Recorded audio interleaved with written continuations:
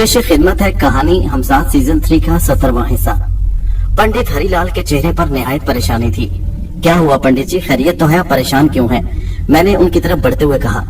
जल्दी मेरे साथ चलिए शेख साहब। क्या हुआ, कुछ बताइए तो सही, मैंने परेशानी से कहा। अरे वो रत्ना, वो बार बार हाथ उठाकर हवेली की तरफ इशारा कर रहे थे। रत्ना बार बार कह रही है कि मुझे हवेली से बाहर जाने दीजिए, मुझे वो बुला रहा है, मुझे जाने दीजिए। बड़ी मुश्किल से उसे कमरे में बंद करके आया हूँ जी, दरवाजे को ताला चढ़ाया है, लेकिन वो बार बार दरवाजा खटखटाती है और बाहर जाने के लिए बेचैन है, बेताब है। उसकी एक ही इसरार है कि वो मुझे बुला रहा है। पिताजी मुझे जाने दीजिए, मुझे यहाँ से बाहर निकालिए, मैं अंदर घुटकर मर जाऊंगी, मैं उनके पास जाना चाहती हूँ। ये बताते हुए पंडित जी का लहजा रूहान सा हो गया। मैंने कहा, पंडित जी आप परेशान मत होइए, मैं आपके साथ चलता हूँ। ये कहते हुए मैं फौरन उनके साथ बाहर की तरफ चल पड़ा। बाहर गलियों में मुकम्मल सन्नाटा छाया हुआ था, हर तरफ तारीकी का राज था, अजीब खौफनाक सा माहौल था। चलते चलते मुझे यूं मालूम हुआ जैसे मेरे करीब भी कोई साथ साथ चल रहा हो, किसी के सांसें लेने की आवाजें आ रही हो। पंडित हरीलाल मेरे आगे आगे तेजी से चल रहे थे।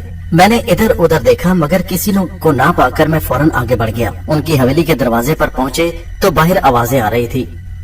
कहने लगे, देखिए ना शेख साहब, अभी तक उसकी आवाजें बाहर तक आ रही हैं। मैंने कहा, पंडित हरीलाल जी परेशान मत होइए, चलकर देख लेते हैं।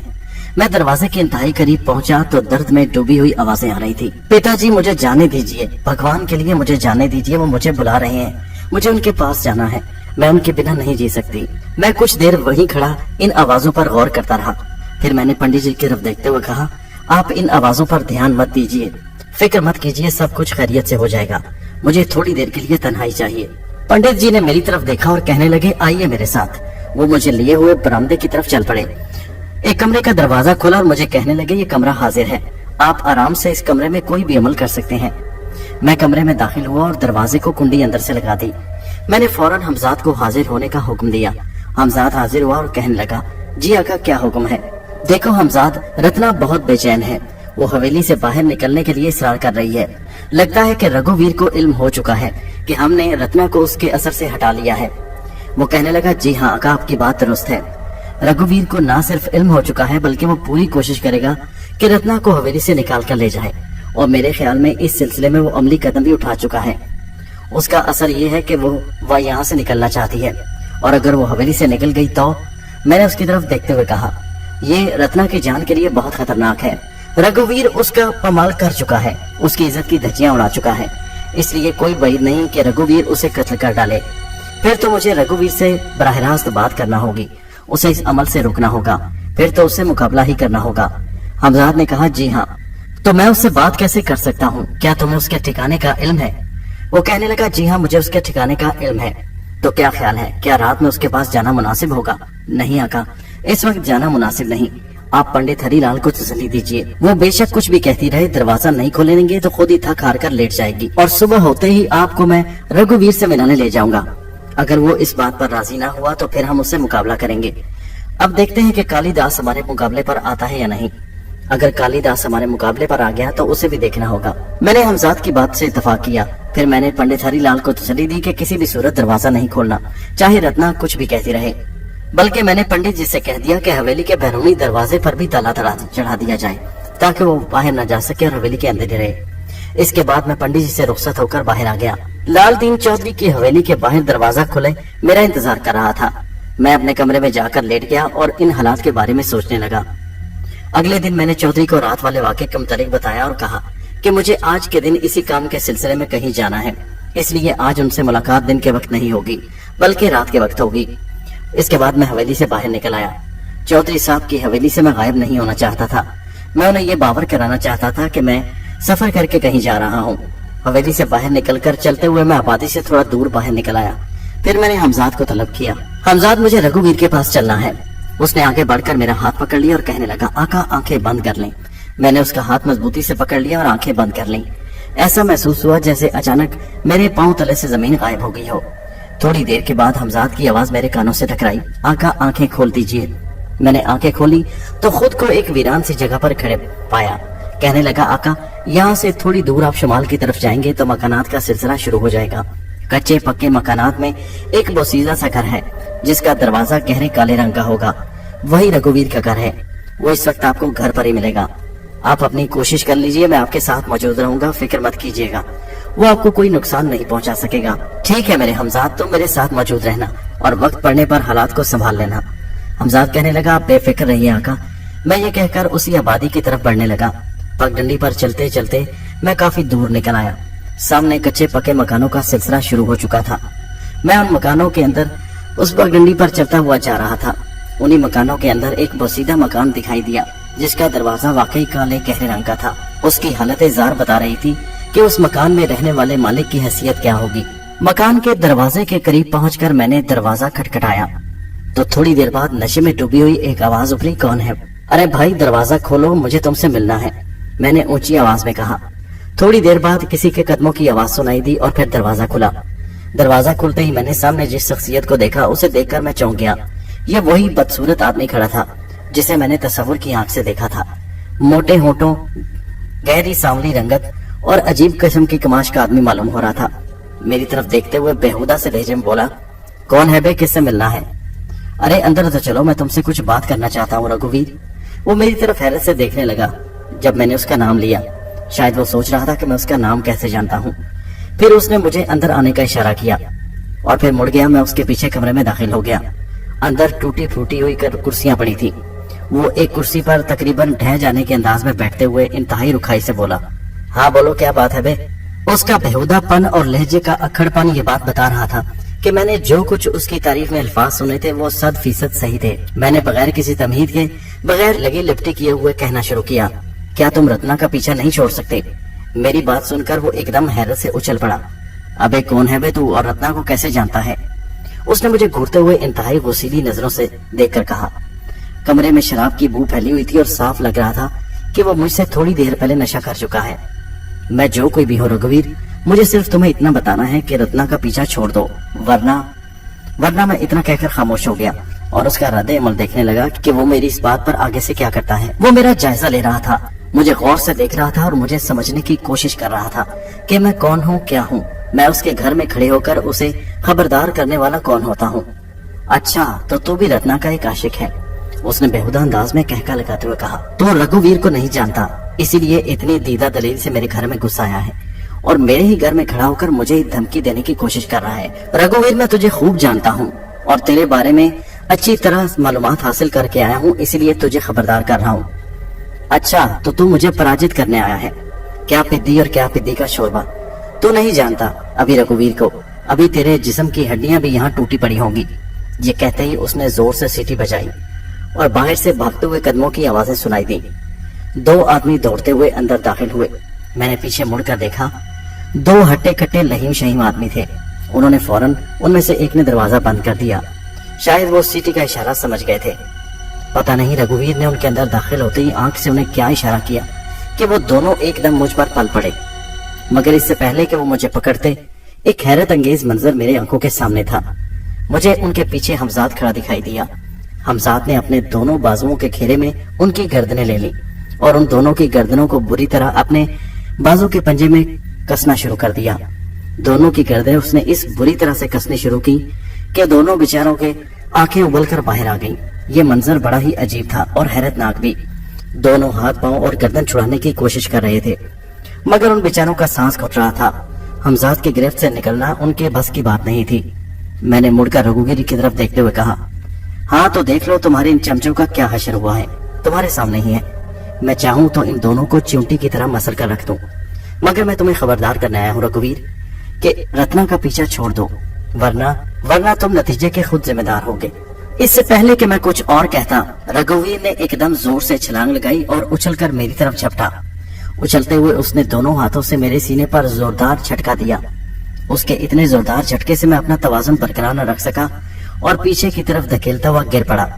ये देखते ही हमजाद ने उन दोनों चमचों को गर्दनों को जोर से एक तरफ धकेल कर छोड़ा। वो दोनों नीचे गिर गए।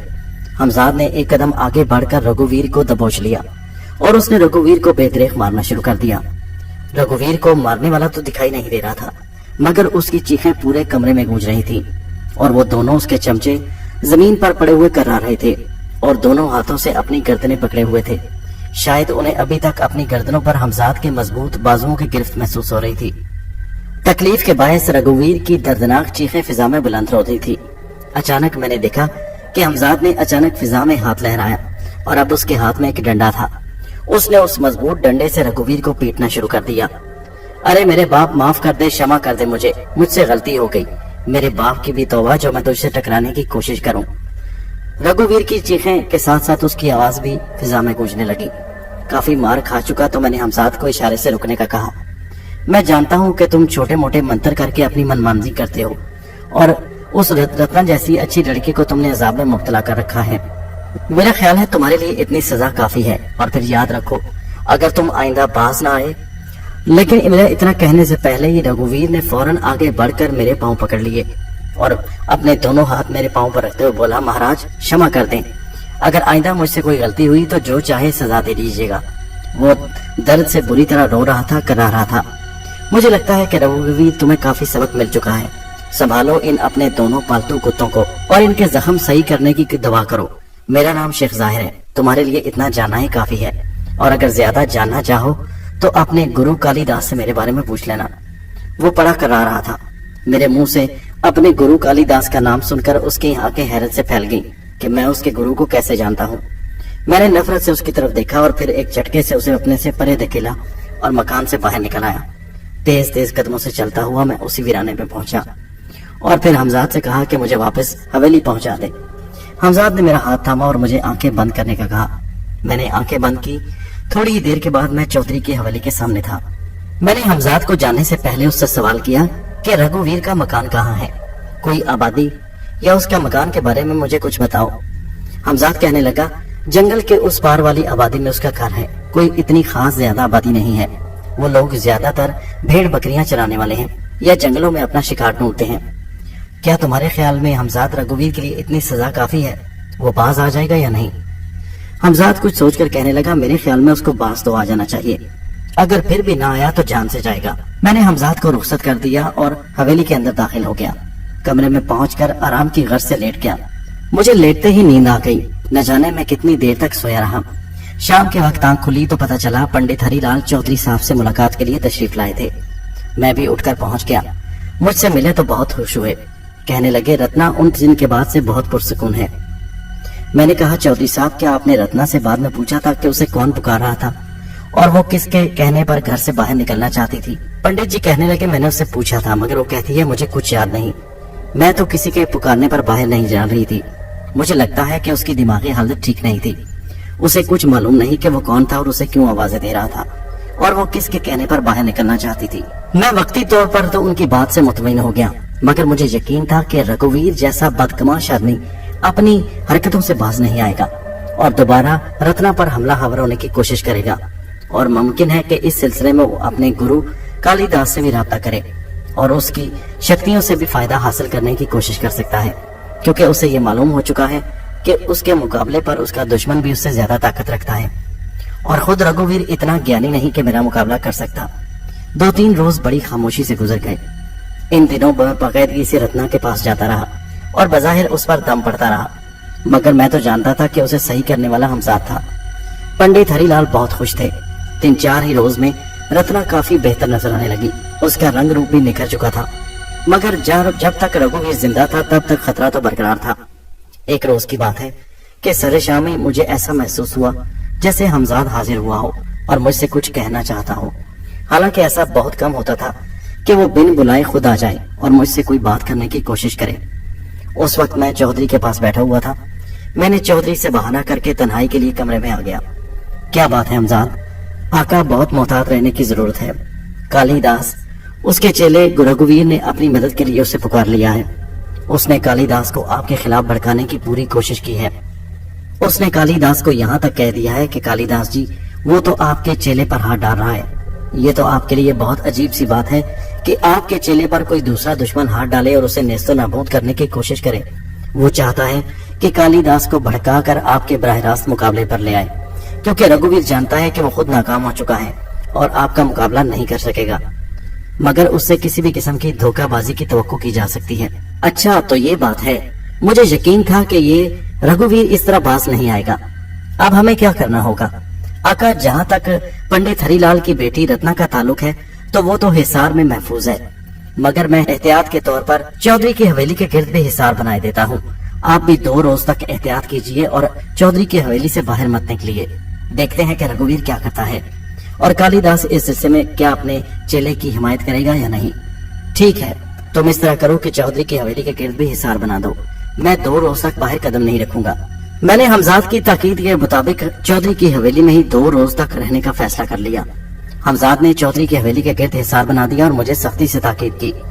मेरा दिल चाह रहा था कि मैं कालीदास का तस्वुर करके उसे देखूं कि आखिर कालीदास है क्या चीज, किस बला का नाम है। मैंने कमरे में आकर उसका तस्वुर किया।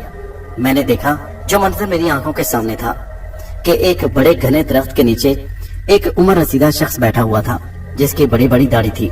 उसका ऊपरी बदन नंगा था जबकि निचले हिस्से पर उसने लंगोट बांध रखा था। उसने कुछ अजीब से रंग अपने माथे पर मले हुए थे। रघुवीर उसके सामने हाथ जोड़े खड़ा था और उससे मदद मांग रहा था। गुरुजी, उस बदमाश ने तो मुझे कहीं का नहीं छोड़ा। उसने तो मेरे 2 साथियों की भी अच्छी खासी धुलाई कर दी। देखिए गुरुजी, बात तो सिर्फ इतनी है कि हमारे लिए तो ये शर्म की बात है कि उसने आपके चेहरे से बराह रास्त पंगा लेने की कोशिश की है। देखो गुरुजी, ये तो हमारे लिए बड़े गर्व की बात है कि हम आपके चेले हैं, मगर वो आपके चेले को इस तरह सरेआम रुस्वा कर दे। उसने ना सिर्फ मुझे मारा पीटा है बल्कि मेरे 2 साथियों को भी बुरी तरह जख्मी किया, उनके बाजू भी तोड़ दिए। रघुवीर कहकर हाथ जोड़कर खामोश खड़ा हो गया। कालीदास आंखें बंद किए मुंह ही मुझ पड़ रहा था। फिर काफी देर बाद उसने आंखें खोली। उसकी आंखें लाल अंगारा हो रही थी। उसने बराह रास्त रघुवीर की तरफ देखते हुए कहा, तूने मेरी बहुत सेवा की है मगर तू अपने कर्मों का फल पा रहा है। तुझे शक्ति देने का मतलब ये नहीं कि तू हर वक्त मेरी तपस्या में दखल अंदाजी करके इसे भंग कर दे। मैंने तुझे इसलिए शक्ति दी थी कि अपनी समस्याओं से तू खुद ही निपट ले, मगर तू तो निरा बेकार निकला। गुरुजी क्षमा कीजिए, मैंने आपकी तपस्या भंग की, मगर मुझे आपकी सहायता की जरूरत है। रघुवीर ने गिड़गिड़ाते हुए कहा, अरे नीच, तुझे तेरे कर्मों का फल मिल रहा है तो मुझे इस युद्ध में क्यों घसीट रहा है? जिस मनुष्य से तू युद्ध करने की सोच रहा है उसके कर्म नेक हैं, इसलिए वो तुझ पर विजय प्राप्त कर रहा है। अगर तुझे भी उस पर विजय करनी है तो तुझे अपने कर्म ठीक करने होंगे। मैंने तुझे अपना चेला कहा है, इसलिए मैं तुझे और शक्ति दे रहा हूँ। उससे मुकाबला तूने खुद ही करना है, क्योंकि मैं जो तपस्या कर रहा हूँ उसे छोड़कर मैं यहाँ से जा नहीं सकता। इसलिए ये मुकाबला तुझे खुद ही करना होगा। तेरे चेला होने की वजह से मेरा कर्तव्य यह है कि मैं तेरी शक्ति बढ़ा दूं, और खबरदार इसके बाद मेरी तपस्या भंग करने मत आ जाना। कालीदास ने बड़े गुस्से से रघुवीर की तरफ देखते हुए कहा। फिर उसने अपने सामने पड़ी हुई राख उठाई, उस पर कुछ पढ़कर फूंका और उसे रघुवीर की तरफ उछाल दिया और फिर बोला, रघुवीर, मैंने तेरी शक्ति बढ़ा दी, अब भाग जा यहाँ से। उसने गुस्से से देखा तो रघुवीर ने वहां से भागने में ही आफियत समझी। अभी वह मंजर देख ही रहा था कि अचानक कालीदास ने रुख मेरी तरफ किया। अब मुझे ऐसा महसूस हुआ जैसे कालीदास मेरी ही तरफ देख रहा हो। कहने लगा, अरे मनुष्य, मैं जानता हूँ तुझ मुझे देख रहा है और मेरी बातें भी सुन रहा है, मगर याद रख, मेरी तेरी कोई जंग नहीं, मेरा तेरा कोई युद्ध नहीं। ये मेरा चेला है, मैं इसके और तेरे बीच आना नहीं चाहता, लेकिन उसकी शक्ति बढ़ाना मेरा कर्तव्य है, क्योंकि मैंने उसे अपना चेला बनाया है। अब तू जान और तेरा काम जाने। तुम दोनों में से मैं किसी को इजाजत नहीं दूंगा कि तुम दोनों मेरी तपस्या भंग करने आ जाओ। इसके बाद कालीदास ने मुझसे रुख फेर लिया और आंखें बंद कर ली और अपनी तपस्या में दोबारा मसरूफ हो गया। इसका मतलब था कि अब रघुवीर शक्ति बढ़ने के बाद दोबारा मुझसे मुकाबले पर आ रहा था। गोया उसने पहले जो दुर्गत बनी थी उससे कोई सबक नहीं सीखा था। खैर कोई बात नहीं, उसे मेरे मुकाबले पर आने दो। ये जानकर मुझे खुशी हुई थी कि कालीदास बराह रास्त खुद इस जंग में कूदने का इरादा नहीं रखता था, लिहाजा अब मुझे सिर्फ रघुवीर से खबरदार रहने की जरूरत थी। हवेली के बाहर हिसार मौजूद था। पंडित हरिलाल की हवेली के बाहर भी हिसार था, जिसके अंदर रत्ना थी और महफूज थी, और उसके अंदर हिफाजत के लिए उसके कमरे के गिर्द भी हिसार बनाया गया था, और इधर मेरे कमरे के बाहर भी हिसार था। रत्ना पहले से काफी बेहतर हो चुकी थी, मगर अभी तक खतरा उसके सर पर मंडला रहा था। चौधरी मेरे साथ काफी खुशगवार माहौल में बात करता था, मुझे उस काम पर अमल करने के लिए तैयार कर रहा था जो मुझसे करवाना चाहता था। मुझे दिल ही दिल में शंकर और चौधरी पर बेइंतहा गुस्सा था, जो ऐसे घिनौने कारोबार में मुलविस थे, मगर फिलहाल मेरी सारी तवज्जो रघुवीर पर थी। रघुवीर और रत्ना की तरफ से फारिग हो जाने के बाद ही मैं चौधरी की तरफ मुतवज्जो होना चाहता था और इस काम का आगाज करना चाहता था कि अचानक लाल दीन ने मेरे कमरे पर दस्तक दी। मैंने दरवाजा खोला तो वो कहने लगा, पंडित जी हवेली के बाहर दरवाजे पर खड़े हैं, आपको बुला रहे हैं। शायद रत्ना दीदी की कुछ हालत खराब है, कुछ ज्यादा ही खराब हो सकती है। मैंने कहा, अंदर नहीं आए, लाल दीन कहने लगा, नहीं मैंने उन्हें बुलाया तो था वो मगर अंदर नहीं आ रहे, बाहर ही खड़े हैं। कहते हैं कि जल्दी से शेख साहब को बुला दीजिए। मैंने लाल दीन की बात सुनकर कुछ सोचे समझे बगैर बाहर की तरफ चल पड़ा। ये भी ख्याल नहीं रहा कि हमजाद ने चौधरी की हवेली के गिर्द हिसार बना रखा था और उसने मुझे कई बार उसे बाहर निकलने से मना किया है। मैंने दरवाजे से बाहर कदम रखते ही निगाह सामने दौड़ाई तो सामने पंडित हरीलाल परेशान परेशान खड़े दिखाई दिए। अरे आइए शेख साहब, जरा चलकर देखिए ना कि रत्ना की क्या हालत हो रही है, उसे काबू करना कितना मुश्किल हो रहा है। ओह ये तो बहुत बुरा हुआ, मैं देखता हूँ, चलिए आप मेरे साथ। मैं फौरन तेज से कदम उठाता हूँ उनके साथ उनकी हवेली की तरफ चल पड़ा। अभी चौधरी की हवेली से कुछ दूर ही पहुंचे होंगे कि अचानक पंडित हरीलाल ने मेरी तरफ मुड़कर देखते हुए कहा, क्या जरूरत है तुझे ऐसे पराये फड्डे में टांग अड़ाने की? क्या मतलब पंडित जी, क्या कह रहे हैं आप? अरे यही बोल रहा हूँ कि पराये फड्डे में क्यों टांग अड़ाता है? अरे तू 2 कौड़ी का आदमी और चला रघुवीर से मुकाबला करने। पंडित हरीलाल की मुंह से ये बात सुनकर मेरे माथे पर शिकने पड़ गई। पंडित जी मैं आपकी मदद कर रहा हूँ और आप मेरे बारे में ऐसे अल्फाज इस्तेमाल कर रहे हैं। अरे ऐसे अल्फाज इस्तेमाल ना करूँ तो क्या करूँ? मेरा दिल तो चाहता है तेरा गला दबा दूं और अब तुझे मुझसे कोई नहीं बचा सकता। उसकी बात सुनकर मेरा दिमाग घूमने लगा। मैंने आगे बढ़कर पंडित हरीलाल का गिरेबान पकड़ लिया, मगर पंडित हरीलाल ने मुझे दोनों हाथों से यूं परे धकेल दिया जैसे मैं कोई खिलौना हूँ। उसके दोनों हाथों में इतना जोर था कि मुझे ऐसा महसूस हुआ जैसे मैं रेत का बना हुआ कोई इंसान हूँ जिसे उसने किसी पूरी ताकत से दूसरी तरफ धकेल दिया हो। मेरे जमीन पर गिरते ही पंडित हरीलाल तेजी से मेरी तरफ बढ़ा और उसने मुझे टांगों से ठोकरें मारनी शुरू कर दी। उसकी ठोकरें इतनी जोरदार थीं कि दर्द की टीसें उठना शुरू हो गईं।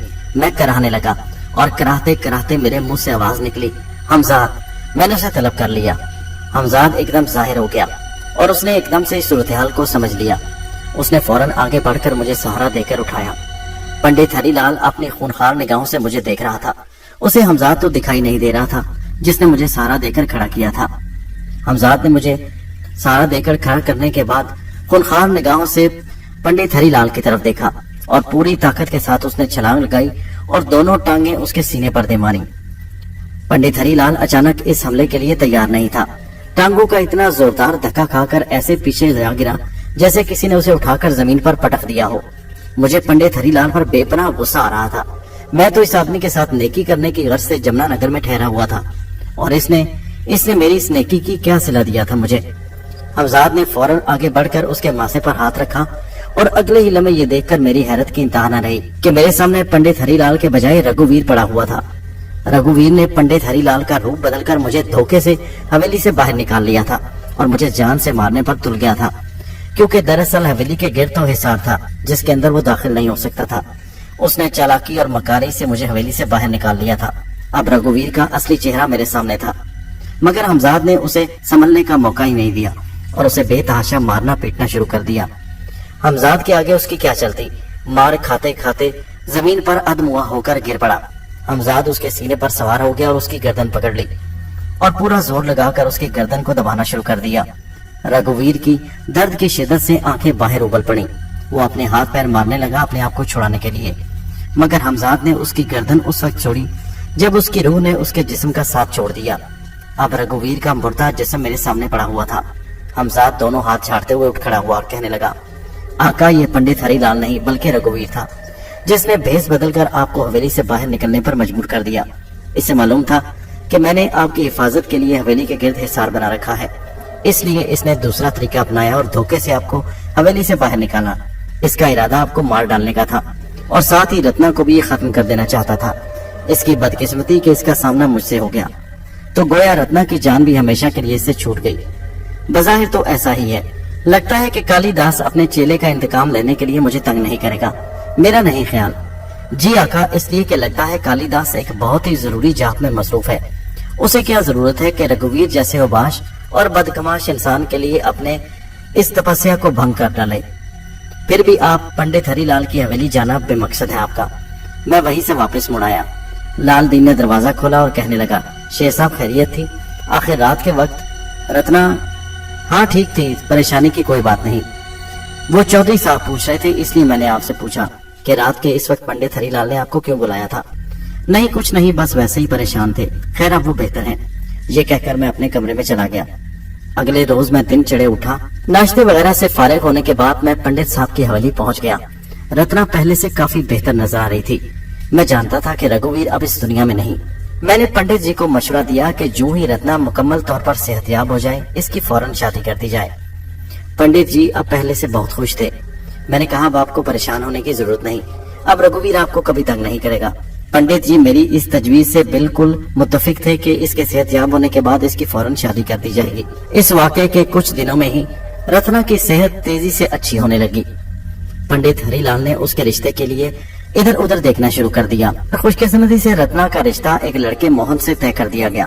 मोहन एक करीबी गांव के मुखिया का बेटा था, माली हैसियत के अच्छे थे। रत्ना की शादी में ज्यादा देर नहीं की गई क्योंकि पंडित जी पहले ही बहुत परेशान थे। रत्ना ब्याह कर अपने पिया के घर सुधार गई। अब यहाँ मेरा रुकना बेकार था। मैंने एक दिन कहा चौधरी साहब अब मुझे इजाजत दीजिए। पंडित हरिलाल साहब की बेटी भी ठीक हो गई और उसकी शादी भी हो गई। चौधरी साहब कहने लगे, अरे नहीं शेख साहब, आपने मेरी पेशकश पर लगता है गौर नहीं किया।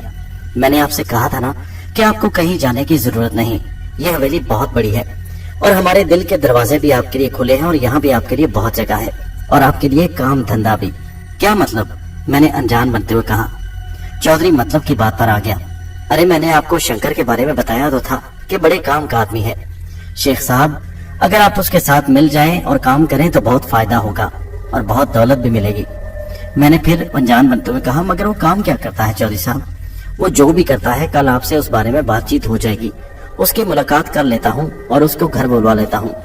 फिर आप क्या कहते हैं, कब उसे बुलवा लूं? मैंने कुछ सोचते हुए चौधरी की तरफ देखकर कहा, क्या मेरा उसके साथ काम करना जरूरी है? मेरा मतलब है शंकर के साथ। अरे इसमें आपका भला हो जाएगा शेख साहब, आप क्यों नहीं समझते? अच्छा ठीक है, फिर आप उसको बुलवा लीजिए। कब बुलवा लूं? जब आप मुनासिब समझें, मैंने कुछ सोचते हुए कहा। दोस्तों ये कहानी जारी है, इसका अगला हिस्सा नेक्स्ट वीडियो में मुलाहिजा कीजिए।